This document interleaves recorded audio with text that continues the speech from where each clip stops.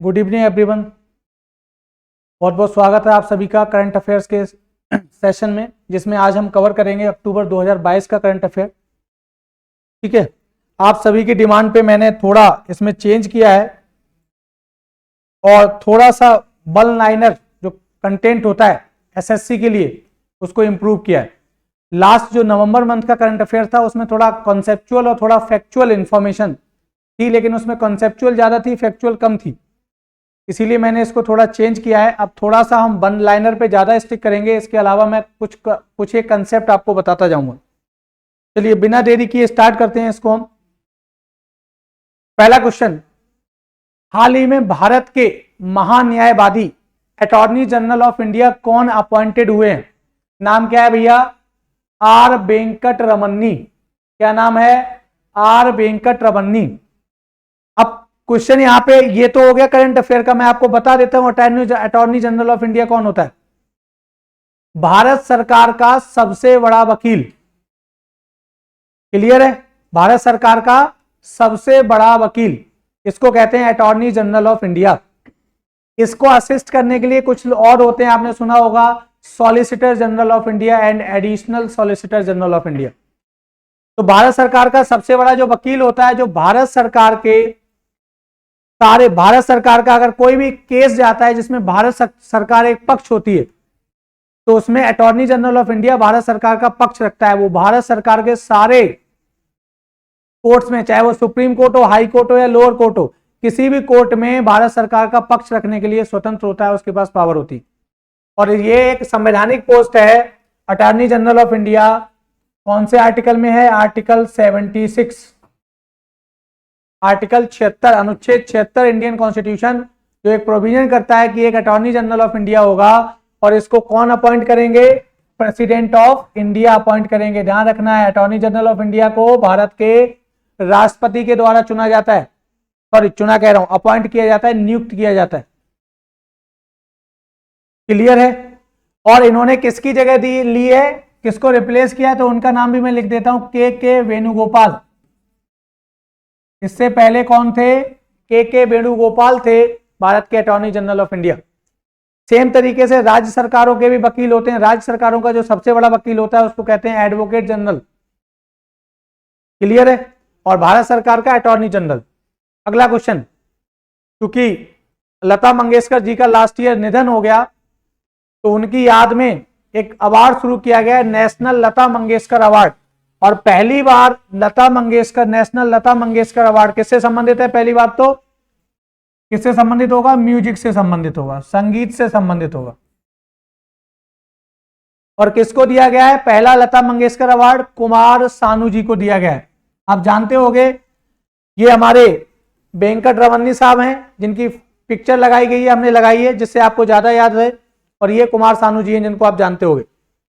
अगला एक बुक है लता सुरगाथा और लता, अ लाइफ इन म्यूजिक, किसने लिखी है? ये बुक का नाम एसएससी पूछता है, अ लाइफ इन संगीत। ठीक है, सुरगाथा या लता, उनकी लेखक क्या नाम है? इरा पांडे, जिनकी इमेज इस साइड आपको दिख रही होगी, इरा पांडे। फैक्चुअल क्वेश्चन है, जो क्वेश्चन पूछ सकता है बुक से कि इसके लेखक कौन है। ठीक है भाई। अगला क्वेश्चन है, which of the following Indian got the position times लू इमर्जिंग लीडर्स इन 2022? इनमें से किस भारतीय को टाइम्स लू इमर्जिंग लीडर्स में जगह मिली है? और वो कौन है? आकाश अंबानी। आकाश अंबानी मुकेश अंबानी के बेटे हैं, आकाश अंबानी। ठीक है, उनको, वो एकमात्र भारतीय हैं जिसको इस टाइम्स लू इमर्जिंग लीडर्स की जो लिस्ट आई है उसमें जगह मिली है। टाइम्स आप जानते हो, टाइम मैगजीन निकालता है। अगला, ग्लोबल इनोवेशन इंडेक्स आया 2022 का, हिंदी में कहते हैं वैश्विक नवाचार सूचकांक। किसी देश में नवाचार की, इनोवेशन की क्या स्थिति है ये बताता है। वैश्विक नवाचार सूचकांक, ग्लोबल इनोवेशन इंडेक्स, कौन सा? 2022 का। कौन निकालता है? बीपो। यहां पे देखो ये ऑर्गेनाइजेशन का लोगो लगा हुआ है, वर्ल्ड इंटेलेक्चुअल प्रॉपर्टी ऑर्गेनाइजेशन। ये यूनाइटेड नेशन की एक स्पेशलाइज्ड एजेंसी है। क्या है भैया? ये यूनाइटेड नेशन की एक स्पेशलाइज्ड विशेष एजेंसी है, विशेषीकृत एजेंसी है, जो क्या निकालती है हर साल? Global innovation index. क्लियर है? भारत की अगर रैंक की बात करें तो इसमें इंप्रूव होकर कितनी हो गई है? 40। 2021 में भारत की रैंक कितनी थी? 46। मतलब भारत में इनोवेशन, नवाचार तेजी से बढ़ रहा है, भारत में स्टार्टअप तेजी से डेवलप हो रहे हैं। आपने सुना होगा 2016 में भारत में शुरू किया गया स्टार्टअप इंडिया मिशन, जिसका पर्पस था स्टार्टअप्स को डेवलप करना, बढ़ावा देना। और स्टार्टअप इंडिया मिशन को कौन चला रहा है? एक department for the promotion of industry and internal trade है, DPIIT, ministry of commerce and industry.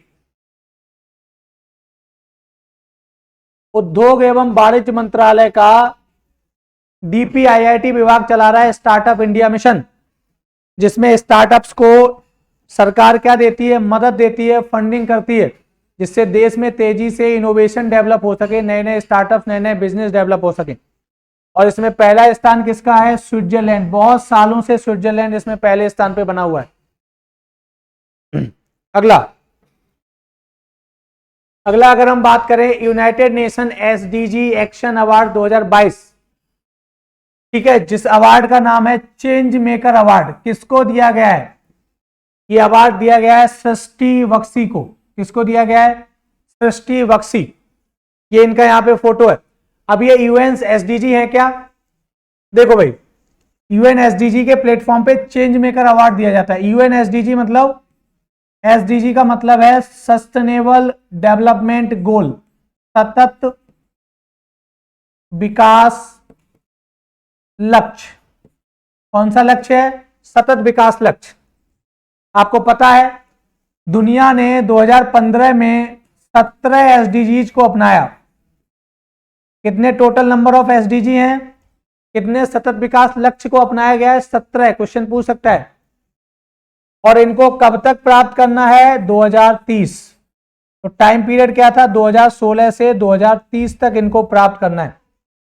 तो इन्हीं लक्ष्यों को प्राप्त, जैसे एग्जांपल है गरीबी को खत्म करना, भुखमरी को खत्म करना, जेंडर इक्वालिटी को डेवलप करना, लैंगिक समानता, महिलाओं और पुरुषों में कोई भेदभाव ना हो, एजुकेशन टू ऑल, सब तक शिक्षा पहुंचाना, सब तक बिजली पहुंचाना, हर व्यक्ति तक एफोर्डेबल हेल्थ की सुविधा हो, दयनीय स्वास्थ्य हो, हर व्यक्ति तक घर की सुविधा हो। क्लियर है? शहरों का जो शहर है उनका अर्बनाइजेशन, सस्टेनेबल अर्बनाइजेशन करना, सतत शहरीकरण करना, जिससे कि एनवायरमेंटल डिग्रेडेशन ना हो, पर्यावरण का क्षरण ना हो। क्लियर है?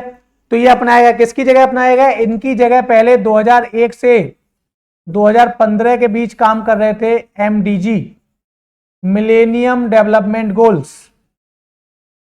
तो यूनाइटेड नेशन ने पहले अपनाया हुआ था MDG 2001 से 2015 तक, और 2015 में इसकी रिप्लेस करके क्या अपनाया? SDG, जिसका टारगेट है 2030। अगला, कौन सी मिनिस्ट्री ऑफ जल शक्ति मंत्रालय 2019 में बनाया गया। आपको पता है 2 मिनिस्ट्रीज को मर्ज करके बनाया गया, ministry of water resources and river rejuvenation, जल संसाधन और नदी पुनरुद्धार जो मंत्रालय है, और साथ ही साथ ministry of drinking water and sanitation, पेयजल और स्वच्छता मंत्रालय। उन दोनों मंत्रालय को 2019 में मर्ज करके एक मंत्रालय बनाया गया, मिनिस्ट्री ऑफ जल शक्ति। उसने महात्मा गांधी जी की जो बर्थ एनिवर्सरी है, जो जयंती है, महात्मा गांधी की जयंती है, उसको किस दिवस के रूप में मनाया है? स्वच्छ भारत दिवस। कौन से दिवस के रूप में मना रहा है? स्वच्छ भारत दिवस। आगे बढ़ते हैं। RBI ने भारत की पहली डिजिटल करेंसी को लॉन्च किया है, जिसका नाम क्या है? ई-रूपी या CBDC। CBDC का मतलब है सेंट्रल बैंक डिजिटल करेंसी।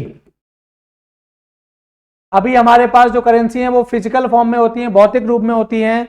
ये जो करेंसी होगी वो डिजिटल फॉर्म में होगी। क्लियर है? अगला, भारत ने किस देश के साथ मिसाइल, रॉकेट, गोला बारूद विशेषज्ञ के साथ एक समझौता पर हस्ताक्षर किए? किस देश के साथ मिसाइल, रॉकेट और एमुनिशन एक्सपर्ट नहीं, यहां पे गलत लिख दिया, थोड़ा सा प्रिंटिंग मिस्टेक है, ध्यान रखना है। ये एक्सपोर्ट है, क्या है? एक्सपोर्ट, निर्यात है। क्या है भैया? यहां पे थोड़ा सा प्रिंटिंग मिस्टेक हो गई है ना, निर्यात। मतलब भारत किस देश के साथ गोला बारूद और मिसाइल को भारत एक्सपोर्ट कर रहा है, बेच रहा है? रिसेंटली किस देश के साथ एग्रीमेंट किया? आर्मेनिया। और ये आर्मेनिया बहुत चर्चा में रहा था। आर्मेनिया और अजरबैजान के बीच में क्या हुआ? अभी कुछ महीनों पहले एक वॉर हुआ था। क्लियर है? किसके बीच में? आर्मेनिया और अजरबैजान। ये सेंट्रल एशिया के देश हैं, मध्य एशिया के देश हैं। कजाकिस्तान, उज्बेकिस्तान के पास में है। रसिया भी बिल्कुल बॉर्डर टच करता है इनसे। क्लियर है? तो इंडिया के साथ एग्रीमेंट हुआ है आर्मेनिया का, जिसमें इंडिया क्या करेगा? हथियार बेचेगा। किसको? आर्मेनिया को। मिसाइल, रॉकेट और एमुनिशंस, गोला बारूद। अगला क्वेश्चन, किस राज्य ने आसारा पेंशन स्कीम शुरू की है? कौन सा राज्य है? आंसर है तेलंगाना, जिसके मुख्यमंत्री कौन है? केसीआर, के चंद्रशेखर राव। सुना होगा आपने। इन्होंने ही शुरू की थी सबसे पहले रायथू बंधु योजना। रायथू बंधु स्कीम बहुत फेमस स्कीम है, कई को एग्जाम में आ चुकी है ये स्कीम। तेलंगाना गवर्नमेंट की एक स्कीम थी रायथू बंधु स्कीम। ये कौन सी थी? किसानों को सीधे सब्सिडी देने की स्कीम है। इसी को आधार बना के भारत सरकार ने, मोदी जी ने शुरू की स्कीम पीएम किसान, प्रधानमंत्री किसान सम्मान निधि, जिसमें किसानों को 2-2 हजार की 3 किस्तें एक साल में दी जाती हैं। ये स्कीम किस पे आधारित थी? तेलंगाना सरकार द्वारा शायद 2016 में शुरू की गई रायथू बंधु योजना। आगे बढ़ते हैं भैया। अगला क्वेश्चन, भारत का पहला प्लेयर जिसने 400 T20 मैच खेलने का रिकॉर्ड बनाया है, आंसर क्या है? रोहित शर्मा। ये फैक्ट है और आपको पता भी होगा, मैच देखते होंगे आप लोग क्रिकेट। अगला, 32वां बिहारी प्राइज, एक बिहारी पुरस्कार लिटरेचर के फील्ड में दिया जाता है। 32वां बिहारी पुरस्कार किसे मिला है? डॉक्टर माधव हाड्डा को मिला है। किसे मिला है? डॉक्टर माधव हाड्डा। अगला question, which state government has increase the reservation for ST? ST के लिए किस सरकार ने रिजर्वेशन को 10% बढ़ा दिया है? कौन सी सरकार है? तेलंगाना सरकार। रिसेंटली डिसीजन लिया है, तो क्वेश्चन पूछा जा सकता है इसमें से किस सरकार ने रिजर्वेशन एसटी के लिए 10% बढ़ा दिया है? तेलंगाना गवर्नमेंट ने। क्लियर है? अगला क्वेश्चन, सीबीआई ने ड्रग ट्रैफिकिंग को, दवाइयों की, मादक पदार्थों की तस्करी, मादक पदार्थों की जो तस्करी होती है, ड्रग ट्रैफिकिंग को रोकने के लिए कौन सा ऑपरेशन, नशीले पदार्थों की तस्करी को रोकने के लिए कौन सा ऑपरेशन लॉन्च किया है? उसका नाम है operation Garud. Operation Garud. CBI किस मिनिस्ट्री के अंडर में काम करती है? बोलो भाई। तो सीबीआई नॉर्मली अगर हम बात करें मिनिस्ट्री ऑफ होम अफेयर्स के अंडर में आती है, लेकिन जब करप्शन का मामला हो तो डीओपीटी के अंडर में भी काम करती है, department for the promotion of, DoPT, department of personnel training and grievances. अगला question, India's first indigenously developed light combat जो हेलीकॉप्टर है एलसीएच, ये बहुत इंपॉर्टेंट है, किसने डेवलप किया है? डीआरडीओ ने। भारत का पहला स्वदेशी रूप से विकसित लड़ाकू हेलीकॉप्टर, उसका नाम क्या है? प्रचंड। क्या नाम क्या है भैया?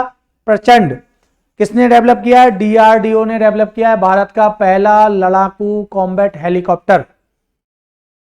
ये बहुत इंपॉर्टेंट है क्योंकि अब भारत में लड़ाकू विमान भी बनाए जा रहे हैं, क्योंकि भारत का पहला स्वदेशी रूप से निर्मित लड़ाकू विमान आपको पता होगा, एयरक्राफ्ट जो भारत ने ही बनाया है, एलसीए तेजस, लाइट कॉम्बैट एयरक्राफ्ट तेजस, जिसको किसने बनाया? एचएएल, हिंदुस्तान एरोनॉटिकल लिमिटेड ने बनाया।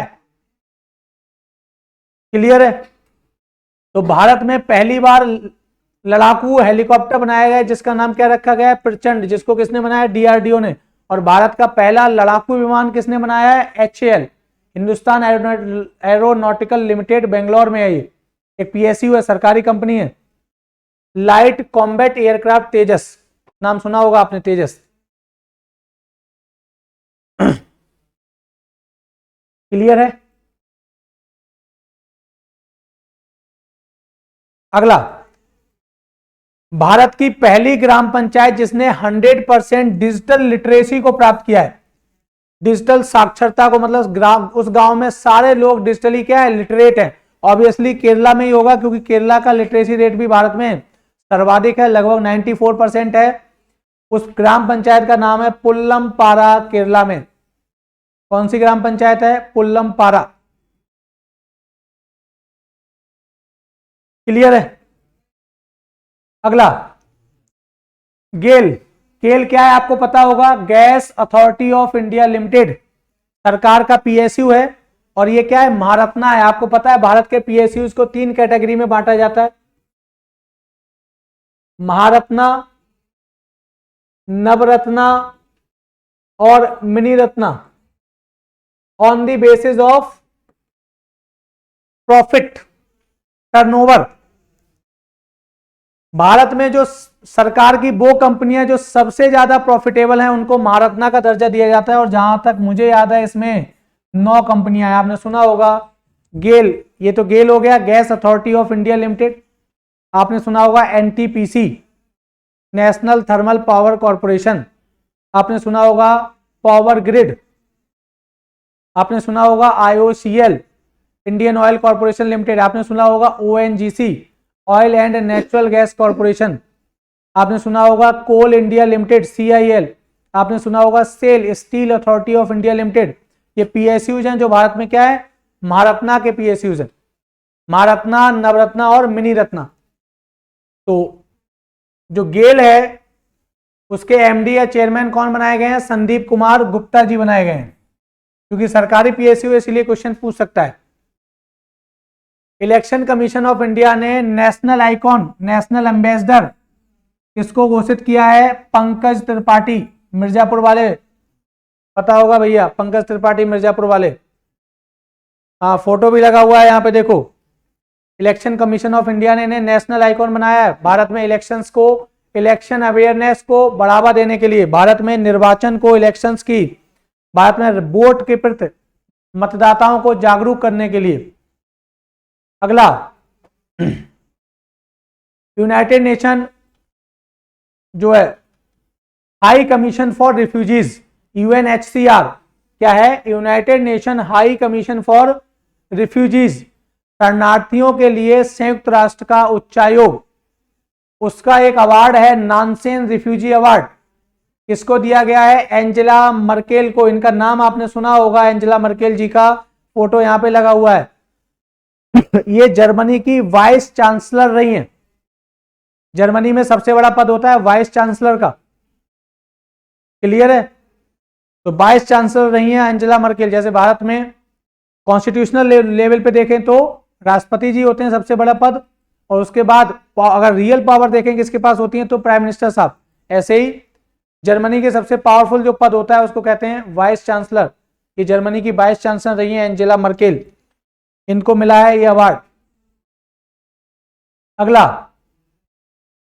NPCI, national payment corporation India limited, जो भारत में भुगतान, रिटेल भुगतान, खुदरा भुगतान के लिए आरबीआई की जो संस्था, आरबीआई ने जिस संस्था को लाइसेंस दिया है, सरकारी संस्था है NPCIL, national payment corporation of India limited. उसने रुपे डेबिट कार्ड को लॉन्च किया है अभी किस देश में, आंसर है ओमान। ओमान आपको पता होगा वेस्ट एशिया का देश है, पश्चिमी एशिया का देश है, जिसे यूरोप वाले, अमेरिका वाले मिडिल ईस्ट कहते हैं। अरब पेनिनसुलर, अरब प्रायद्वीप पे स्थित एक देश है, सुना होगा आपने, Oman, Yemen, Saudi Arabia, UAE, Bahrain, Qatar, Kuwait, है ना। पर्शियन जो खाड़ी है, गल्फ ऑफ पर्शियन, फारस की खाड़ी, उसी में एक देश है ओमान, अरब सागर में। ठीक है। अगला, किसको नोबेल पीस प्राइज, नोबेल शांति पुरस्कार किसको दिया गया 2022 का, centre for civil liberties Ukraine, Ukraine को दिया गया है। ये वॉर जो हुआ है उसकी वजह से दिया गया है ना। और आपको पता है नोबेल पीस प्राइज पे यूरोप और अमेरिका का लगभग मोनोपोली टाइप की होती है, तो वही लोग, उन्हीं की समितियां हैं, वो डिसाइड करती हैं नोबेल पीस प्राइज। तो यूक्रेन की एक संस्था है centre for civil liberties, Ukraine को दिया गया है। सिंबॉलिक टर्म में दिया गया है रसिया यूक्रेन वॉर की वजह से, जिसमें दिखाने की कोशिश की गई है कि रसिया लगातार एग्रेशन दिखा रहा है, आक्रामकता दिखा रहा है, और यूक्रेन के लोग बहुत, यूक्रेन की सरकार जो है, यूक्रेन के लोग शांत हैं, वो इस युद्ध में कम भाग ले रहे हैं या भाग नहीं ले रहे हैं। तो वो संस्था है centre for civil liberties Ukraine की, उसको दिया गया। इसरो ने 2023 में किस मिशन को लॉन्च करने की अनाउंस किया है, घोषणा की है? चंद्रयान 3।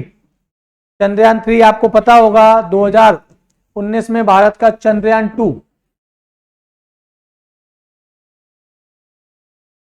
चंद्रयान 2 गया था,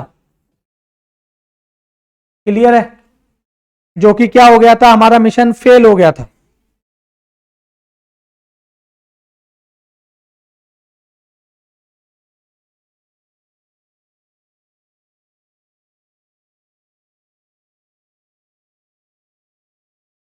ठीक है भाई, तो 2019 में इसरो ने जो चंद्रयान 2 मिशन भेजा था जो फेल हो गया था, उसकी जगह पे अब क्या भेजा जा रहा है? चंद्रयान 3 मिशन भेजा जा रहा है। और ये किससे गया था, ये आपको पता है? चंद्रयान 2 चंद्रयान 3 किससे? चंद्रयान 2 गया था GSLV Mk3 मार्क 3, इसको बाहुबली कहा गया है। भारत का इसरो का सबसे हैवी रॉकेट, सबसे बड़ा और सबसे हैवी रॉकेट है GSLV जियो सिंक्रोनस लॉन्च व्हीकल मार्क 3, इसको बाहुबली नाम दिया गया है। तो इससे गया था चंद्रयान 2, इसी से जाएगा चंद्रयान 3। भारत का सबसे हैवी रॉकेट है। इस रॉकेट की फोटो यहाँ पे देखो लगी हुई है। और भारत का स्पेस सेंटर कहाँ पर है जहां से ये लॉन्च किए जाते हैं? Satish Dhawan space centre, Sriharikota, Andhra Pradesh. Sriharikota island है बे ऑफ बंगाल में, आंध्र प्रदेश के क्षेत्र में, क्लियर है। वहां से सैटेलाइट्स को लॉन्च किया जाता है। अगला क्वेश्चन, दुनिया का सबसे बड़ा चीनी उत्पादक देश, शुगर का प्रोड्यूसर कौन बन गया है? इंडिया बन गया है। किसको पीछे करते हुए? ब्राजील को पीछे करते हुए। World largest producer of sugar कौन बन गया है? इंडिया बन गया है। अगला, साहित्य का नोबेल पुरस्कार किसे दिया गया है? एनी एर्नॉक्स को दिया गया है। साहित्य का नोबेल पुरस्कार 2022 का किसे दिया गया है? एनी एर्नॉक्स को दिया गया है। अगला क्वेश्चन, किस स्टेट ने ऑल फीमेल पीएसी बटालियंस की स्थापना करने का अनाउंसमेंट किया है? ऑल फीमेल मतलब महिलाओं की पीएसी बटालियन, ठीक है। पीएसी का मतलब क्या होता है? प्रोविंशियल आर्म्ड कॉर्प्स, प्रोविंशियल प्रांतीय आर्म्ड कॉर्प्स। पीएसी किस स्टेट ने किया है? यूपी। 3 बटालियंस की अनाउंसमेंट किया है कि 3 PAC all female PAC battalions बनाई जाएंगी, इसमें सभी महिलाएं होंगी उस पीएसी बटालियन में। अगला, ड्रोनिंग, ड्रोनी नाम का एक ड्रोनी वर्ड है जो चर्चा में रहा है, वो क्या है? क्या है भैया? ये कैमरा ड्रोन है, जिसे किस कंपनी ने बनाया है? गरुणा एयर स्पेस ने बनाया है, कैमरा ड्रोन है। अगला, 81वीं इंडियन रोड कांग्रेस कहां पे हुई है? तो कहां पे हुई है? लखनऊ में हुई है। 81st Indian road Congress. Recently जो होम मिनिस्ट्री का डाटा आया है उसमें highest number of cases of child marriage, बाल विवाह के सबसे ज्यादा मामले कहां सामने आए हैं? झारखंड में। तो झारखंड ने राजस्थान को इसमें पछाड़ा है, पहले राजस्थान नंबर 1 रहता था, इस बार झारखंड इस आंकड़े में नंबर 1 है। अगला, रिसेंटली किस सरकारी कंपनी का आईपीओ लाया गया है? आईपीओ मैंने आपको इकोनॉमिक्स में पढ़ाया है, इनिशियल पब्लिक ऑफर। जब कोई कंपनी पहली बार अपने शेयर का ऑफर आम जनता के बीच करती है, आम जनता को अपनी कंपनी में शेयर मतलब मालिक बना रही होती है, तो उसको कहते हैं आईपीओ ला रही है। कौन सी लाई है? एलआईसी, लाइफ इंश्योरेंस कॉर्पोरेशन, जिसने अपने 15% शेयर को क्या किया है? डाइल्यूट किया है, हमें और आपको उसका मालिक बनाया। अगला, भारत का पहला 24x7 सोलर पावर्ड विलेज जो सौर ऊर्जा से संचालित रहता है, 24x7 पूरे विलेज में सौर ऊर्जा प्रवाहित होती है और सौर ऊर्जा से संचालित होता है, उस गांव का नाम है मोढेरा, गुजरात में। अगला, 36वें नेशनल गेम्स कहां हुए हैं? गुजरात, है ना, कहां हुए हैं? गुजरात। गुजरात में 36वें नेशनल गेम्स हुए हैं, राष्ट्रीय खेल हुए हैं। अगला, ये क्वेश्चन बहुत इंपॉर्टेंट, नेशनल गेम्स वाला।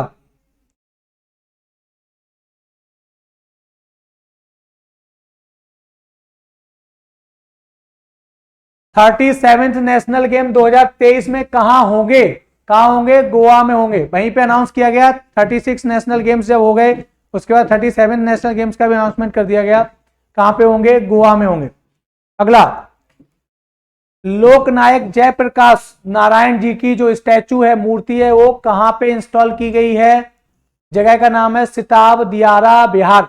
आपको पता होगा जेपी नारायण, जयप्रकाश नारायण जी बिहार के बहुत फेमस लीडर, सोशल वर्कर रहे, जिन्होंने 1970 का जो डिकेड था, दशक था, उसमें इन्होंने क्या किया? आपने सुना होगा, जो उस समय बेरोजगारी और महंगाई को लेकर जो आंदोलन था उसको लीड किया था इन्होंने। इंदिरा गांधी जी की सरकार के अगेंस्ट में महंगाई और बेरोजगारी को लेकर आंदोलन को लीड किया था। ठीक है, लोकनायक जयप्रकाश नारायण जी की स्टैचू। अगला क्वेश्चन, कौन सा एयरपोर्ट भारत में 100% ग्रीन एनर्जी एयरपोर्ट हो गया है? तो कौन सा है? Chhatrapati Shivaji international airport. कहां है? मुंबई में। ये 100% ग्रीन एनर्जी से, स्वच्छ ऊर्जा से, ग्रीन एनर्जी मतलब स्वच्छ ऊर्जा, सौर ऊर्जा, विंड एनर्जी, जो क्लीन एनर्जी है, ग्रीन एनर्जी है, जहां कार्बन इमिशन नहीं होता है, जो फॉसिल्स फ्यूल से, जीवाश्म ईंधन से प्रोडक्शन जिसका नहीं होता है, जो अक्षय ऊर्जा होती है, रिन्यूएबल एनर्जी होती है, जो कभी खत्म नहीं होती। अगला क्वेश्चन, इनमें से कौन सा स्टेट जिसने कौन सी स्कीम, हिमकैड स्कीम लॉन्च की है? नाम ये एच से हिमकैड और एच से हिमाचल प्रदेश। किसके लिए है भैया? फार्मर्स के, किसानों के लिए स्कीम है हिमकैड स्कीम। ठीक है, हिमकैड स्कीम हिमाचल प्रदेश के लिए है। अगला क्वेश्चन, इनमें से कौन सा पहला एक्टर बना है जिसने अंतरिक्ष में फिल्म को शूटिंग की है? यह भी क्वेश्चन बन सकता है। कौन सा दुनिया का पहला एक्टर बना है जिसने अंतरिक्ष में शूटिंग की है? उसका नाम है टॉम क्रूज। टॉम क्रूज का फोटो लगा है, आप जानते ही होंगे। रिसेंटली बीसीसीआई के प्रेसिडेंट कौन बनाए गए हैं, अध्यक्ष कौन बनाए गए हैं? रोजर बिन्नी। ये भारत के फेमस प्लेयर रहे हैं रोजर बिन्नी साहब, और इन्होंने किसकी जगह ली है? सौरभ गांगुली जी की जगह ली है।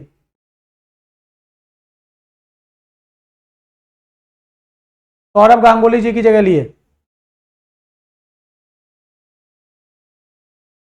क्लियर है? और बीसीसीआई के अगर सेक्रेटरी पूछे तो हमारे होम मिनिस्टर साहब हैं अमित शाह जी, उनके बेटे हैं जय शाह, वो बीसीसीआई के क्या हैं?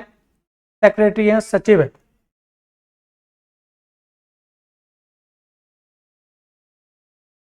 अगला, इनमें से कौन से स्टेट में water space sports centre launch किया गया है? वाटर स्पोर्ट्स सेंटर, जल क्रीड़ा केंद्र स्थापित किया गया है। कौन सा है? हिमाचल प्रदेश। भारत के 50वें चीफ जस्टिस ऑफ इंडिया किसको बनाया गया है? Justice D.Y.. Chandrachud. Justice D.Y.. Chandrachud. Clear है? और इन्होंने किसको इनकी जगह किसने ली है? वो सॉरी, इन्होंने किसको रिप्लेस किया? Justice U Lalit. Justice U Lalit. Chief justice of India का अपॉइंटमेंट कौन करता है? आपको पता है, प्रेसिडेंट ऑफ इंडिया करते हैं, राष्ट्रपति करते हैं भारत के। आर्टिकल 124 है। कौन सा आर्टिकल है? आर्टिकल 124 जजों के अपॉइंटमेंट से संबंधित है, हाई कोर्ट और सॉरी सुप्रीम कोर्ट में। क्लियर है? और भारत में जो सुप्रीम कोर्ट के सबसे सीनियर मोस्ट जज होते हैं वो क्या बनते हैं? चीफ जस्टिस बनते हैं। अगला क्वेश्चन, कौन से राज्य ने football for all initiative launch किया है? फुटबॉल फॉर ऑल इनिशिएटिव कौन से राज्य ने? उड़ीसा। कौन से राज्य ने किया है फुटबॉल को प्रमोट करने के लिए? उड़ीसा। स्पोर्ट्स के मामले में उड़ीसा बहुत आगे रहता है। इस समय आपको पता होगा हॉकी वर्ल्ड कप चल रहा है।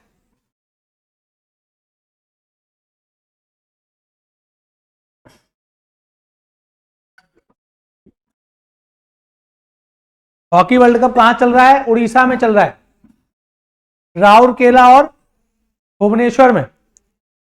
तो ये भी क्वेश्चन पूछ लेना, ये भी क्वेश्चन लिख लेना कि भारत में जो हॉकी वर्ल्ड कप है 2023 में वो कहां हो रहा है? उड़ीसा में हो रहा है। राउरकेला में जगह है और भुवनेश्वर जो जगह है उड़ीसा में। अगला, यूनाइटेड नेशन वर्ल्ड जियो स्पेशियल इंफॉर्मेशन कांग्रेस कहां हुई है? हैदराबाद में हुई है। कहां पे हुई है? अगला, कौन सी दो देश हैं जिन्होंने अपने सीमा विवाद को सुलझाया है? इजराइल और लेबनान। ये वो देश हैं जिन्होंने अपने सीमा विवाद को, जो भूमध्य सागर में जो सीमा का विवाद था उसको सुलझा लिया है। ये देखो मेडिटेरेनियन सी है, भूमध्य सागर है, इधर अफ्रीका का इजिप्ट है, ये आपने देखा होगा ये गाजा स्ट्रिप है जो फिलिस्तीन के का उसमें है, और ये वाला एरिया क्या है? ये इजराइल है और इधर लेबनान है। तो लेबनान और इजराइल के बीच में भूमध्य सागर में सीमा विवाद था जिसको सुलझा दिया गया है। अगला क्वेश्चन,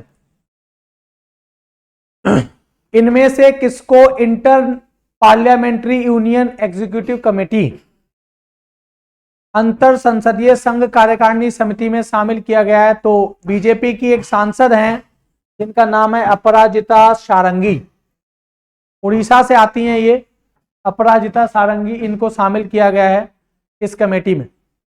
ये कमेटी किसकी होती है? पूरी दुनिया के जो पार्लियामेंट के मेंबर्स होते हैं, इंटर पार्लियामेंट्री कमेटी होती है, पूरी दुनिया के जो पार्लियामेंट्स के मेंबर्स होते हैं उनकी एक कमेटी होती है। यूनाइटेड नेशन के लीडरशिप में इस कमेटी को जो है बनाया गया है। अगला,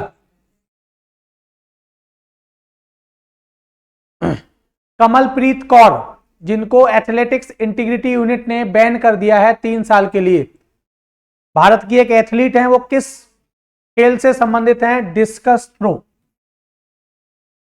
किस खेल से संबंधित हैं भैया? डिस्कस थ्रो से संबंधित है।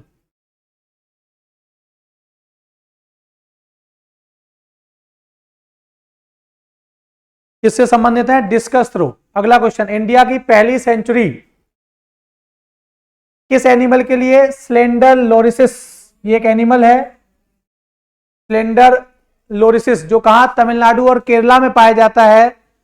तो इसके लिए भारत की पहली सेंचुरी बनाई गई है कहां पे? करूर और डिंडीगुल डिस्ट्रिक्ट तमिलनाडु में। डिंडीगुल के ताले बहुत फेमस हैं, डिंडीगुल के ताले बहुत फेमस हैं। जैसे अलीगढ़ भी तालों के लिए फेमस है, डिंडीगुल भी तालों के लिए फेमस है साउथ में। तो करूर और डिंडीगुल डिस्ट्रिक्ट जो है तमिलनाडु का, वहां पे भारत का पहला एनिमल सेंचुरी बनाई जा रही है। कौन से जानवर के लिए? ध्यान रखना है इस जानवर के लिए पहली सेंचुरी होगी, slender loris. Delhi university celebrating 100 year of glory, ये किसकी बुक है? तो हमारे मिनिस्टर हैं, एक minister of housing and urban affairs Hardeep Puri साहब, हरदीप सिंह पुरी साहब हैं जो भारत के सेंट्रल यूनियन मिनिस्टर हैं, केंद्र में मंत्री हैं, शहरी और आवासीय मंत्री हैं, शहरी और आवासीय विकास मंत्रालय के मंत्री हैं। उन्होंने ये बुक लिखी है हरदीप पुरी साहब ने, शायद वो दिल्ली यूनिवर्सिटी से पढ़े भी हुए हैं। अगला, युद्ध अभ्यास। युद्ध अभ्यास जो ज्वाइंट मिलिट्री एक्सरसाइज है वो किसके बीच होती है? इंडिया और यूएसए। और ये ज्वाइंट मिलिट्री एक्सरसाइज अभी चल रही थी दिसंबर में, कहां पर? उत्तराखंड में। कहां पर चल रही थी भैया? उत्तराखंड में युद्ध अभ्यास मिलिट्री एक्सरसाइज चल रही थी इंडिया और यूएसए के बीच में। क्लियर है?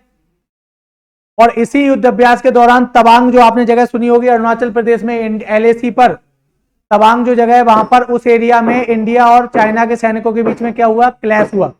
क्या हुआ? क्लैश हुआ।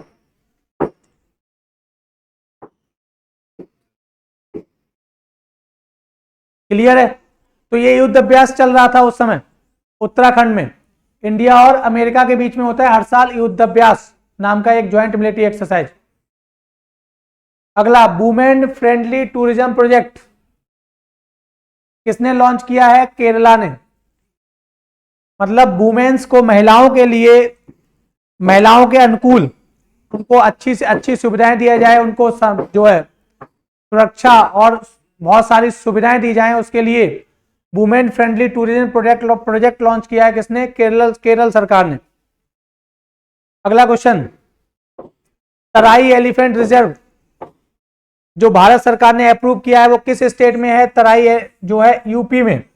तराई का रीजन आपको पता है, लखीमपुर पीलीभीत का जो रीजन है, लखीमपुर खीरी का रीजन, पीलीभीत का जो रीजन है ना, नेपाल के बॉर्डर से लगता हुआ जो रीजन है जो है यूपी का, उस वो पार्ट जो नेपाल से लगता है वो तराई का रीजन बोला जाता है। गोरखपुर और ऊपर महाराजगंज बहुत सारे डिस्ट्रिक्ट है, तो वहां पर एक तराई एलिफेंट रिजर्व भारत सरकार ने अप्रूव किया है यूपी में। अगला, 12th वर्ल्ड हिंदी कांग्रेस कहां पे हुई है? फिजी। फिजी एक आइलैंड है, ठीक है, इसमें बहुत सारे इंडियन ओरिजिन के लोग वहां पे रहते हैं, तो वहीं पर ये हिंदी कांग्रेस कॉन्फ्रेंस का सम्मेलन का आयोजन किया गया है। अगला, C-295 ट्रांसपोर्ट एयरक्राफ्ट, ये एक ट्रांसपोर्ट एयरक्राफ्ट है, कार्गो एयरक्राफ्ट है, जो बहुत बड़ा एयरक्राफ्ट है जो सामान ले जाने में यूज होता है सेना के लिए।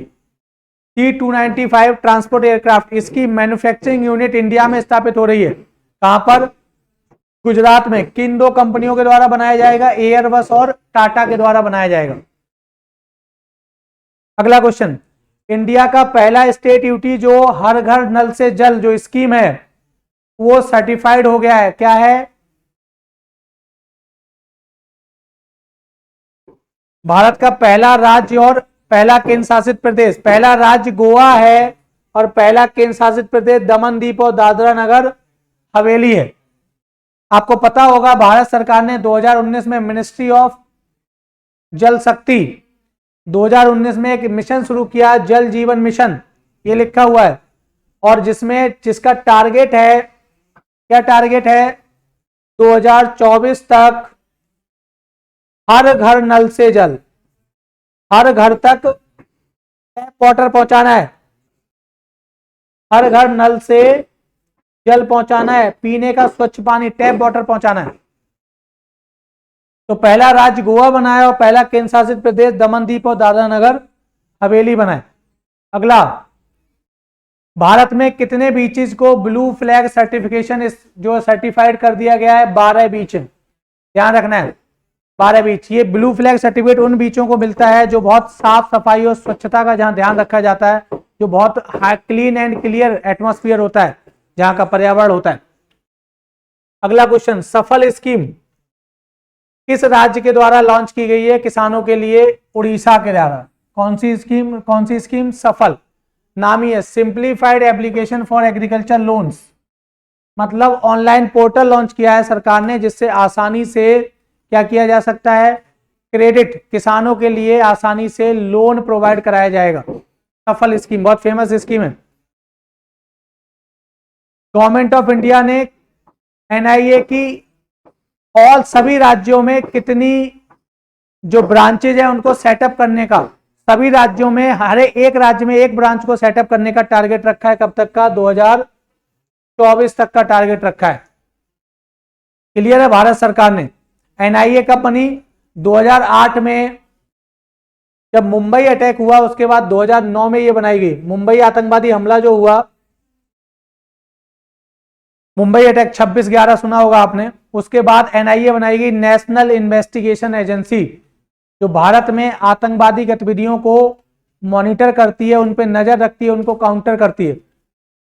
और हर राज्य में इसकी 2024 तक इसकी हर राज्य में एक ब्रांच को ओपन कर दी जाएगी। ये टारगेट भारत सरकार का है। अगला, समृद्धि 2022-23 स्कीम किसने लॉन्च की है? दिल्ली सरकार ने। क्या पर्पज है? जो प्रॉपर्टी टैक्स का इशू है उसको रिजॉल्व करने के लिए स्कीम लॉन्च की थी, समृद्धि स्कीम 2022-23। अगला, दुनिया का सबसे गंदा आदमी जो अभी मर गया है उसका नाम क्या है? अमो हाजी। कहां का है? ईरान का। क्लियर? अगला क्वेश्चन, किस भारत के किस स्टॉक एक्सचेंज ने recently electronic gold receipt EGR जारी की है? बॉम्बे स्टॉक एक्सचेंज मुंबई में, मैंने इकोनॉमिक्स में आपको पढ़ाया है, बॉम्बे स्टॉक एक्सचेंज और नेशनल स्टॉक एक्सचेंज भारत के दो फेमस स्टॉक एक्सचेंज हैं। अगला, किस कंट्री को रिसेंटली एफएटीएफ की ग्रे लिस्ट से बाहर कर दिया गया है? पाकिस्तान। एफएटीएफ आपको पता है, financial action task force, last नवंबर करंट अफेयर्स में मैंने आपको पढ़ाया भी था। दो प्रकार की लिस्ट जारी करती है, ग्रे लिस्ट और ब्लैक लिस्ट। ग्रे लिस्ट का मतलब वार्निंग लिस्ट होता है, चेतावनी जारी की जाती है उस देश के लिए, और ब्लैक लिस्ट का मतलब उसे प्रतिबंध कर दिया जाता है, प्रतिबंधित कर दिया जाता है, उस पर प्रतिबंध लगा दिए जाते हैं, टेंशंस लगा दिए जाते हैं। रिसेंटली 3 देश हैं जो इसकी ब्लैक लिस्ट में है, ईरान, नॉर्थ कोरिया और म्यांमार। क्लियर है? और ये करती क्या है? 1989 में बनाई गई ये संस्था G7 कंट्रीज के द्वारा, ग्रुप 7 कंट्रीज के द्वारा। लास्ट जो है नवंबर की करंट अफेयर्स में आपको बताया था मैंने। और ये संस्था करती क्या है? दुनिया में जो टेरर फंडिंग, आतंकवादी फंडिंग होती है और जो मनी लॉन्ड्रिंग, ब्लैक मनी, हवाला कारोबार जो होता है उसको क्या करती है? मॉनिटर करती है, रेगुलेट करती है, उसको रोकती है।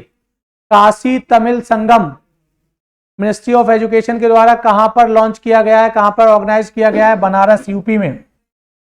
काशी तमिल संगम, जहां पर जो तमिल लिटरेचर है, संगम साहित्य, आपने सुना होगा संगम लिटरेचर, साउथ का जो तमिल लिटरेचर, और जो काशी आपको जानते हैं जो संस्कृत लिटरेचर के लिए जाना जाता है ना, हिंदी लिटरेचर के लिए जाना जाता है, उनका संगम कराया गया है। अगला, डीजीसीए है, किस डीजीसीए ने एक एयरपोर्ट है जयपुर एयरपोर्ट, उसको लाइसेंस दिया है अभी, वो किस राज्य में है? उड़ीसा में। डीजीसीए क्या है? Directorate general of civil aviation, directorate general of civil aviation, नागरिक उड्डयन महानिदेशालय। उसने किस एयरपोर्ट को रिसेंटली एक लाइसेंस दिया है? जयपुर एयरपोर्ट। कहां पे है? उड़ीसा में। अगला, किस स्टेट गवर्नमेंट ने टॉफी कैंपेन लॉन्च किया है, प्रोग्राम लॉन्च किया है? ठीक है, टॉफी प्रोग्राम किससे संबंधित? Out of forest trees in India, वनों से बाहर वृक्ष लगाने का प्रोग्राम है। क्या प्रोग्राम है? वनों से बाहर क्या लगाए जाएंगे? वृक्ष लगाए जाएंगे। किस गवर्नमेंट ने? आसाम गवर्नमेंट ने। सहायता कौन दे रहा है? यूएस एड, एक एजेंसी है यूनाइटेड स्टेट्स की, अमेरिका की, यूएस एड, जो क्या देती है? सहायता देती है इंटरनेशनल लेवल पर। फाइनेंशियल जो है फाइनेंशियल असिस्टेंस देती है, वित्तीय सहायता देती है। अगला, national intellectual property rights award 2021-22 किसको दिया गया है? आईआईटी मद्रास को। इंटेलेक्चुअल प्रॉपर्टी आपको पता है, बौद्धिक संपदा, पेटेंट है ना, copyright, trademark, GI, geographical indicator, ये सब क्या होते हैं? आईपीआर होते हैं, इंटेलेक्चुअल प्रॉपर्टी राइट्स होते हैं। अगला, एक साइक्लोन है जिसने रिसेंटली बे ऑफ बंगाल को हिट किया है, उसका नाम क्या है? उसका नाम है सितरंग। कौन सा नाम है? सितरंग। अगला, यूरोपियन यूनियन का सबसे टॉप ह्यूमन राइट्स प्राइज है सखारोव प्राइज, किसको दिया गया है? यूक्रेन के लोगों को। फिर से देखो, ह्यूमन राइट्स का जो प्राइज है यूक्रेन के लोगों को दिया गया है, वही रशिया यूक्रेन वॉर की वजह से। First Asian American to appear, America की करेंसी पर पहली बार अपीयर होने वाली, अमेरिका की मुद्रा पर प्रदर्शित होने वाली पहली एशियाई अमेरिकी कौन है? अन्ना मे वोंग। कौन है? अन्ना मे वोंग। अगला क्वेश्चन, भारत के 5 लार्जेस्ट एक्सपोर्ट डेस्टिनेशन, सबसे ज्यादा जहां भारत निर्यात करता है, वो कौन कौन से हैं? सबसे ज्यादा अमेरिका के साथ करता है, अमेरिका के साथ भारत का सबसे बड़ा फायदा भी है व्यापार का। उसके बाद यूएई है, नीदरलैंड है, चाइना है और बांग्लादेश है।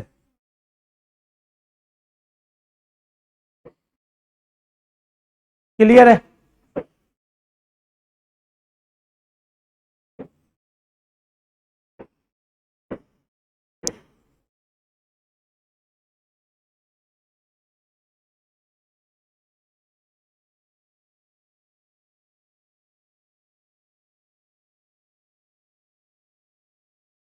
वॉइस चेक कीजिए एक बार।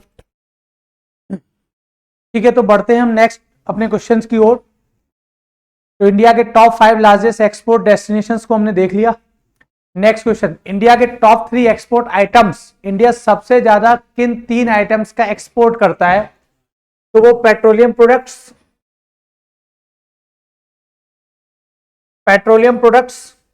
ठीक है भाई।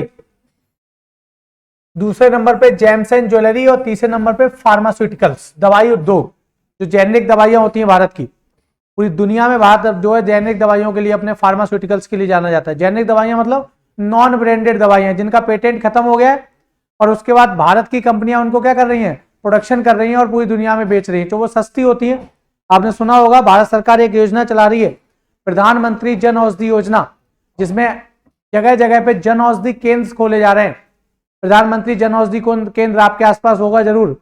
वहां पे सस्ती दवाइयां मिलती हैं, 60 to 90% ऑफ वाली दवाइयां मिलती हैं। उनको कहते हैं जेनेरिक दवाई। वो सस्ती क्यों होती हैं? क्योंकि जब किसी कंपनी द्वारा कोई ब्रांड कोई दवाई बनाई जाती है तो वो एक ब्रांडेड दवाई होती है। उसमें कंपनी की रिसर्च एंड डेवलपमेंट की कॉस्ट, कंपनी के क्लिनिकल ट्रायल्स की कॉस्ट और कंपनी के ब्रांड की कॉस्ट इंक्लूड होती है। लेकिन जब पेटेंट खत्म हो जाता है तो कोई भी कंपनी उस प्रोडक्ट को बना सकती है। तो भारत की जो फार्मास्यूटिकल कंपनियां हैं वो क्या करती हैं, रिवर्स इंजीनियरिंग के द्वारा उस प्रोसेस को उल्टा, जिस तरीके से बनाई है उसको उल्टा तरीके से खोल देते हैं और उस जो दवाई है या कोई भी वैक्सीन है या कोई ड्रग है उसका क्या पता चल जाता है, उसका फॉर्मूला पता चल जाता है वो कैसे बनी है और फिर उसका सीधा प्रोडक्शन कर दिया जाता है। क्योंकि ना तो उस पर R&D करने की जरूरत होती है, रिसर्च एंड डेवलपमेंट पे पैसा नहीं खर्च होता है और साथ ही साथ क्लिनिकल ट्रायल्स भी नहीं होते, क्लिनिकल ट्रायल्स करने की जरूरत नहीं होती है क्योंकि ऑलरेडी वो टेस्टेड है। क्लिनिकल ट्रायल्स उस कंपनी ने किए हैं जब वो बनाई थी, इसीलिए वो सस्ती होती है। तो भारत सबसे ज्यादा 3 एक्सपोर्ट आइटम्स कौन से हैं? पेट्रोलियम प्रोडक्ट्स, जिसमें रिफाइनरीज प्रोडक्ट्स जो होते हैं, क्रूड ऑयल और नेचुरल गैस का तो हम इंपोर्ट करते हैं, लेकिन बाद में जब हम उसको रिफाइन करके फिर पेट्रोलियम प्रोडक्ट्स बहुत सारे निकलते हैं, बाई प्रोडक्ट्स निकलते हैं, उनको हम विदेशों में बेचते हैं। जेम्स एंड ज्वेलरी और फार्मास्यूटिकल्स, इंडिया के 5 इंपोर्ट डेस्टिनेशन। सबसे ज्यादा भारत कहां से इंपोर्ट करता है? तो मैंने पहले ही बताया, बीओपी अकाउंट पढ़ाया था आपको, तब भी बताया था और लास्ट टाइम बताया था कि सबसे ज्यादा ट्रेड किसके साथ है? चाइना और अमेरिका के साथ। अमेरिका सबसे आगे ट्रेड में, उसके बाद चाइना, लेकिन घाटा किसके साथ सबसे ज्यादा है? हमारा चाइना के साथ। तो चाइना से हम सबसे बड़ा इंपोर्ट करते हैं, उसके बाद अमेरिका और तीसरे पे यूएई, चौथे पे सऊदी अरेबिया, पांचवें पे इराक। इन तीनों से हम ऑयल और गैस खरीदते हैं, यूएई, सऊदी अरब और इराक। अगला बहुत इंपॉर्टेंट क्वेश्चन है, मैं भी सुभाष चंद्र बोस जी को लेके मैं भी सुभाष कैंपेन किस स्टेट या यूटी के द्वारा लॉन्च किया गया है? स्टेट या यूटी, चूंकि लद्दाख क्या है, एक यूटी है, इसलिए स्टेट नहीं है तो हम यूटी लिखेंगे। लद्दाख आपको पता होगा, जम्मू कश्मीर रीऑर्गेनाइजेशन एक्ट, ये पॉलिटी में क्वेश्चन पूछा जा सकता है। जम्मू कश्मीर रीऑर्गेनाइजेशन एक्ट कब आया? 2019। जम्मू कश्मीर पुनर्गठन अधिनियम, जहां जम्मू कश्मीर को स्टेट का स्टेटस खत्म कर दिया गया और उसको 2 यूटीज में बांट दिया गया, जम्मू कश्मीर यूटी और Ladakh UT. Jammu Kashmir UT with assembly है, ध्यान रखना है, विधानसभा के साथ यूटी है, जहां मुख्यमंत्री होंगे, जहां विधानसभा होगी, एमएलए चुने जाएंगे जनता के द्वारा, और लद्दाख जो है वो 100% यूटी है। लद्दाख क्या है? 100% यूटी है। क्लियर है? तो मैं भी सुभाष कैंपेन जो है किसने चलाया है? लद्दाख में चलाया गया है, मैं भी सुभाष कैंपेन। अगला, which American city has announced Diwali as a public holiday. ये भारत के लिए बहुत प्राउड की बात है कि अमेरिका की एक सिटी ने दिवाली को पब्लिक हॉलीडे घोषित किया है 2023 से। वो सिटी का नाम क्या है? न्यूयॉर्क। अमेरिका की एक बहुत फेमस सिटी न्यूयॉर्क है, ठीक है। अगला क्वेश्चन, रिसेंटली किसको अपॉइंट किया गया है इटपो के चेयरमैन? इटपो क्या है? इंडियन ट्रेड प्रमोशन ऑर्गेनाइजेशन, जो भारत में व्यापार को बढ़ावा देती है, स्पेशली विदेश व्यापार को। तो वो एक ऑर्गेनाइजेशन है, उसके चेयरमैन कौन है? बनाए गए हैं प्रदीप खरोला। ये नए चेयरमैन बनाए गए हैं, इनका फोटो यहां पे साइड में लगा हुआ है, प्रदीप खरोला, ठीक है। अगला, रिसेंटली कौन सी कंट्रीज को प्रेसिडेंट और को प्रेसिडेंट बनाया गया है किसका? ISA, इंटरनेशनल सोलर अलायंस, अंतरराष्ट्रीय सौर गठबंधन। तो प्रेसिडेंट किसको बनाया गया है? फिर से इंडिया को, वापस इंडिया को बनाया गया है। और वाइस प्रेसिडेंट या को प्रेसिडेंट किसको बनाया? सह अध्यक्ष बनाया गया है फ्रांस को। क्यों? ये जो जब से ये बना इंटरनेशनल सोलर अलायंस तब से यही है। इंटरनेशनल सोलर अलायंस का जो हेडक्वार्टर है वो गुड़गांव में है। ये कब बना? 2015 में। आपने सुना होगा COP21 होती है UNFCCC की। UNFCCC मैंने नवंबर की करंट अफेयर में पढ़ाया था, United nation framework convention on climate change. Climate change को रोकने के लिए यूनाइटेड नेशन का अंतरराष्ट्रीय कानून।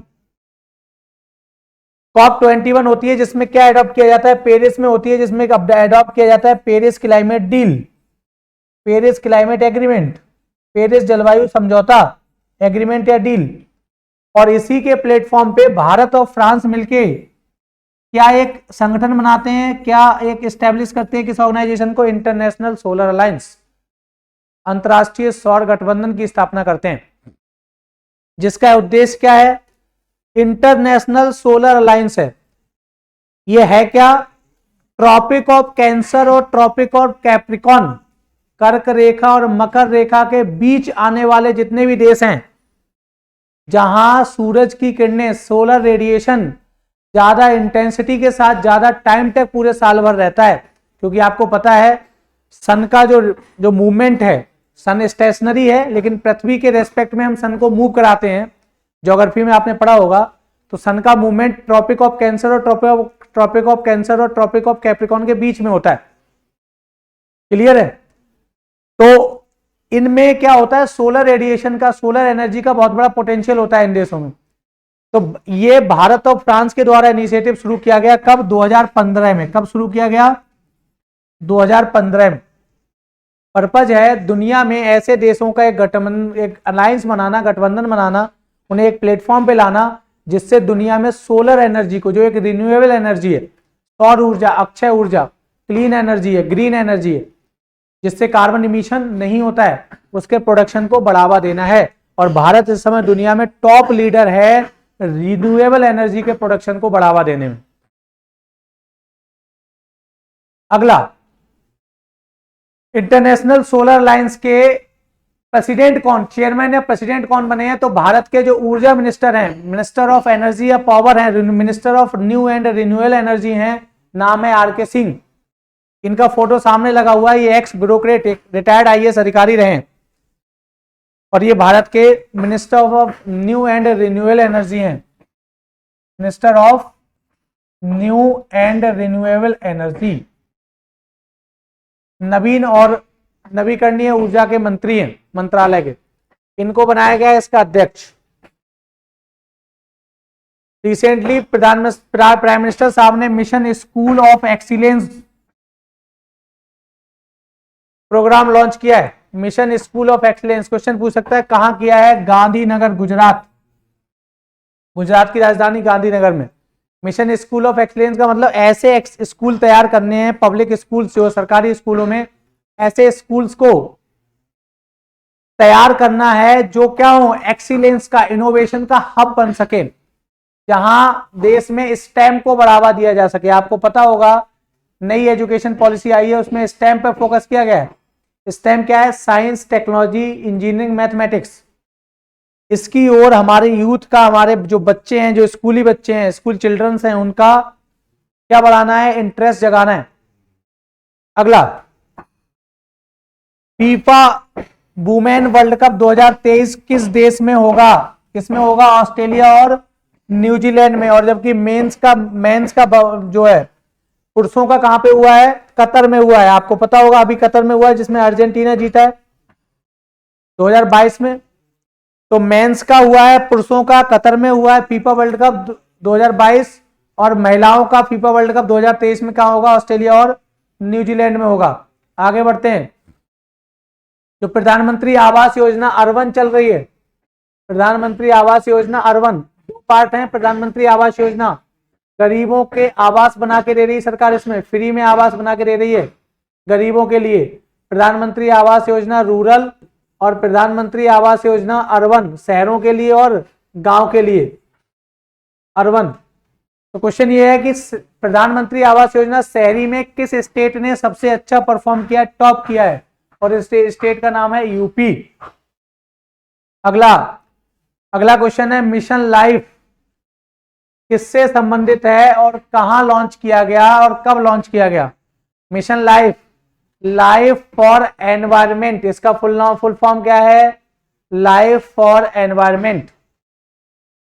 पर्यावरण के अनुकूल अपने जीवन स्टाइल को, अपने लाइफ स्टाइल को एडॉप्ट करना है, मतलब एनवायरमेंट को प्रोटेक्ट करना है, इको फ्रेंडली डेवलपमेंट करना है, ये सब काम है। अपनी हैबिट्स को इस हिसाब से चेंज करना है कि हमें कोई ऐसे प्रोडक्ट का, कोई ऐसी एक्टिविटी नहीं करनी है जिससे क्या हो, क्लाइमेट चेंज हो रहा हो, ग्लोबल वार्मिंग हो रहा हो, एनवायरमेंट का डिग्रेडेशन हो रहा हो। जैसे कार्बन इमिशन नहीं करना है हमें, है ना, पॉलीथिन्स नहीं जलानी है हमें, कोई भी ऐसे काम नहीं करना है जिससे पॉल्यूशन होगा, एयर पॉल्यूशन होगा। तो प्रधानमंत्री जी ने United nation framework convention on climate change की जो COP 26 हुई थी, कहां हुई थी, ग्लासगो। कहां पे हुई है भैया, ग्लासगो में। कब हुई है, 2021 में। और 2022 में कहां हुई है, मैंने बताया था 2022 में कहां हुई है, COP 27 शर्म अल शेख में हुई है। कहां हुई है भैया, शर्म अल शेख, इजिप्ट, मिस्र में। मिस्र का जो मिस्र देश है अफ्रीका का, इजिप्ट कहते हैं जिसे, उसमें हुई है UNFCCC की 2022 में कॉप। और 2021 में कहां हुई थी, COP 26 ग्लासगो, इंग्लैंड, ब्रिटेन में हुई है। यहां पर प्राइम मिनिस्टर साहब ने एक इनिशिएटिव लॉन्च किया, क्योंकि हमारा इनिशिएटिव पे क्वेश्चन पूछा जा सकता है। प्रधानमंत्री ने यहाँ पे इसका कॉन्सेप्ट रखा था, इंट्रोड्यूस किया था। लॉन्च कब किया, गुजरात में अभी लॉन्च किया है, अक्टूबर 2022 में प्राइम मिनिस्टर मोदी जी ने इस कैंपेन को।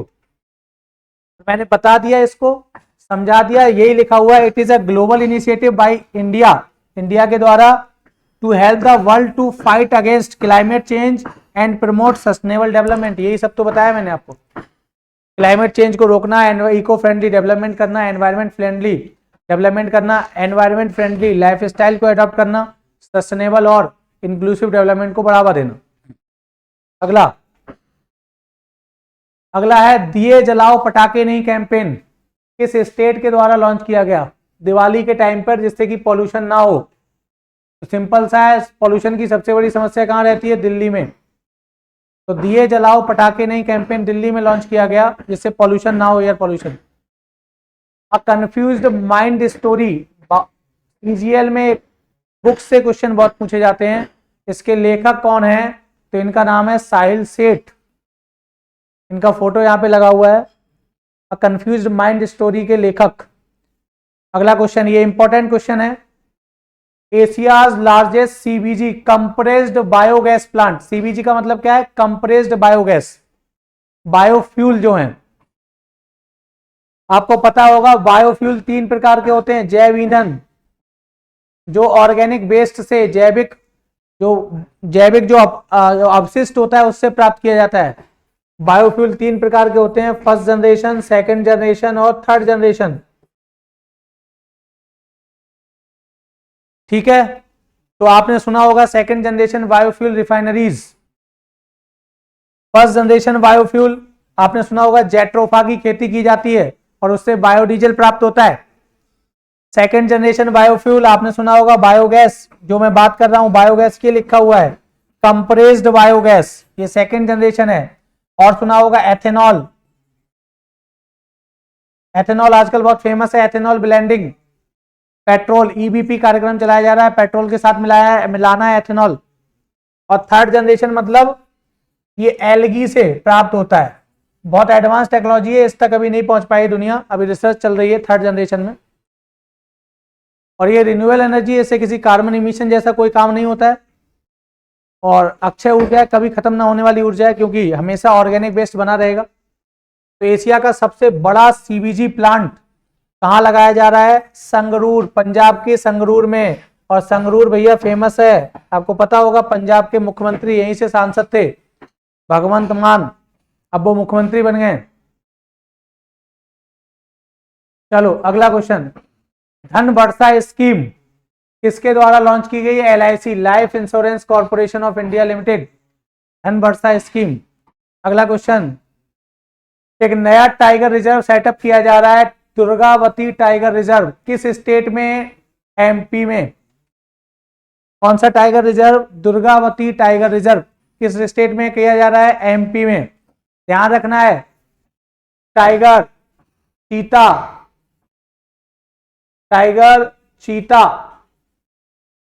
एशियाटिक लाइन, एशियाई शेर, स्नो लियोपार्ड और दूसरा केवल लियोपार्ड, तेंदुआ। एक होता है बर्फीला तेंदुआ। ये 5 बिग कैट फैमिलीज के परिवार के सदस्य हैं और भारत दुनिया का एकमात्र ऐसा देश है जहां 5 बिग कैट फैमिलीज पाई जाती हैं, टाइगर भी, चीता भी, एशियाटिक लाइन भी, स्नो लियोपार्ड और लियोपार्ड। और रिसेंटली चीता लाए जा रहे हैं जो भारत में नहीं थे, एक ही नहीं था चीता, 4 थे, अब लाए गए हैं। तो क्वेश्चन आपसे पूछ सकता है चीता कहां से लाए जा रहे हैं? तो एक देश है साउथ अफ्रीका का, सॉरी अफ्रीकन कॉन्टिनेंट का, नामीबिया, और दूसरा देश है साउथ अफ्रीका। इन 2 देशों से चीते लाए जा रहे हैं। और कहां पर लाए जा रहे हैं? तो वहीं पर कुन्हो नेशनल पार्क, कुन्हो पालपुर पूरा नाम है, कुन्हो पालपुर नेशनल पार्क। कहां पर है? मध्य प्रदेश में ही है। और अगर क्वेश्चन पूछे भारत का टाइगर स्टेट कौन सा है, तो टाइगर स्टेट भी कौन सा है? एमपी है।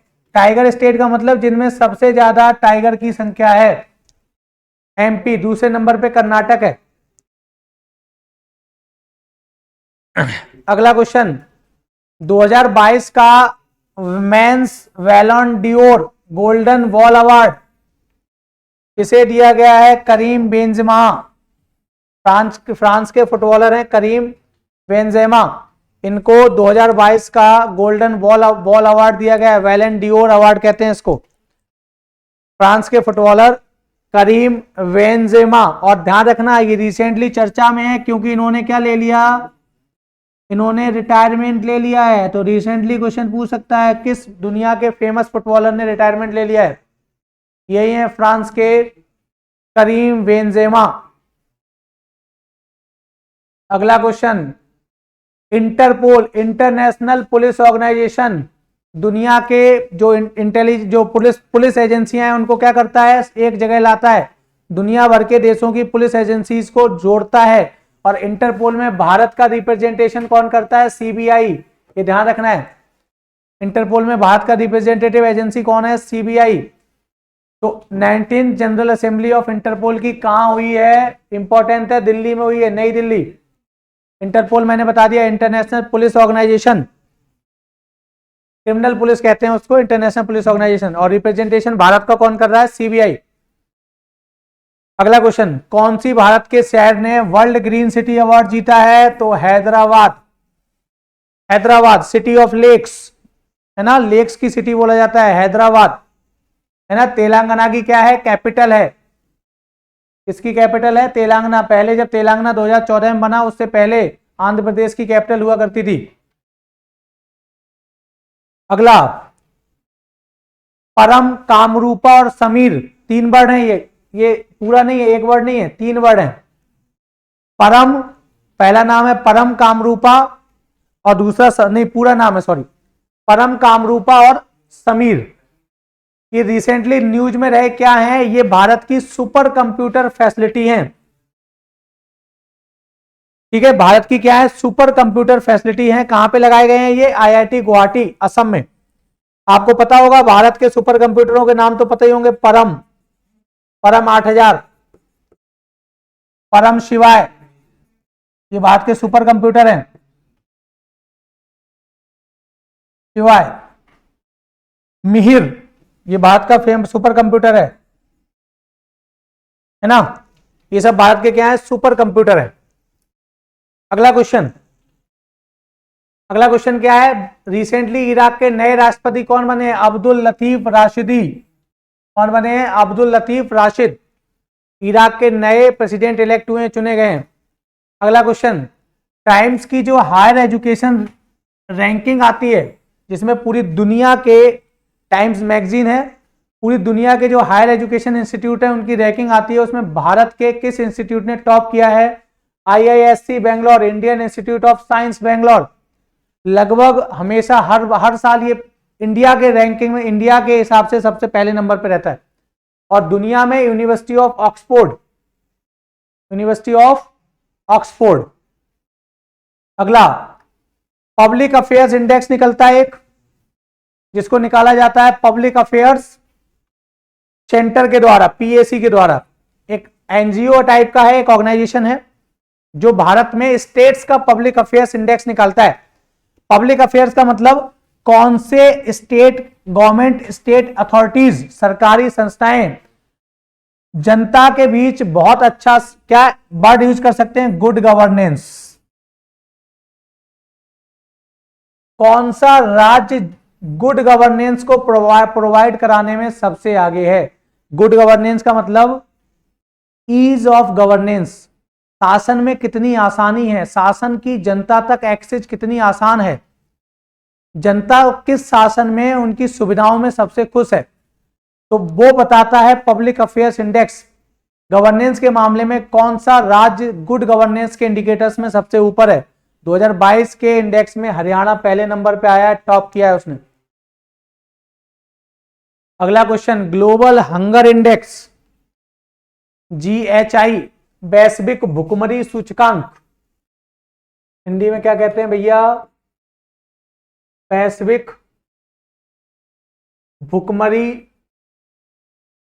सूचकांक 2022 कौन निकालता है। 2 एनजीओ हैं, एक एनजीओ जिसका नाम है कंसर्न वर्ल्ड वाइड और दूसरा एनजीओ है wealth hunger help. Concern world wide और 2 एनजीओ हैं, दोनों द्वारा मिलकर निकाला जाता है वेल्थ हंगर हेल्प के द्वारा।